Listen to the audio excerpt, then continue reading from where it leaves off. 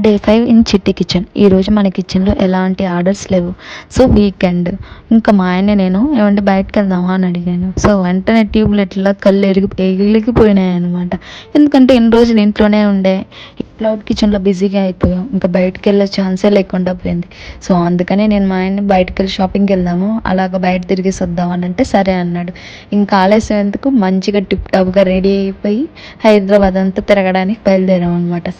అలాగే వినాయక చవితి వస్తుంది కదా, షాపింగ్ చేద్దామని షాపింగ్ చేసుకొని ఆ తర్వాత రెస్టారెంట్కి వెళ్ళి మంచిగా మేము ఆ టైం స్పెండ్ చేసి ఆ తర్వాత మన కిచెన్కి ఎలాగో స్పైసెస్ అవంతా అయిపోయినాయి, అవి తీసుకోవాలి అనుకొని రిలయన్స్కి వెళ్ళాం అనక. రిలయన్స్కి వెళ్ళి షాపింగ్ చేసేసి అక్కడ ఒక చిన్ని కృష్ణయ్య తగిలాడు అనమాట. నేను వద్దన్నా కూడా చాక్లెట్లు ఇస్తూనే ఉన్నాడు. పాపం తెలియదు కదా డబ్బులు కట్టాలని, పాపం నాకు మళ్ళీ తిరిగి ఇవ్వాలని మనసే రాలేదు. అలాగే రిలయన్స్లో షాపింగ్ చేసుకొని ఇంటికి రాగానే అన్నీ సర్దుకొని, అలాగే ఇంకో అప్డేట్ ఏంటంటే మన కిచెన్లో యూజ్ చేసే కారం కానీ, పసుపు కానీ, ధనియాల పొడి కానీ, గీ కానీ అవంతా నేను ఇంట్లో నుంచి తెచ్చుకునేది.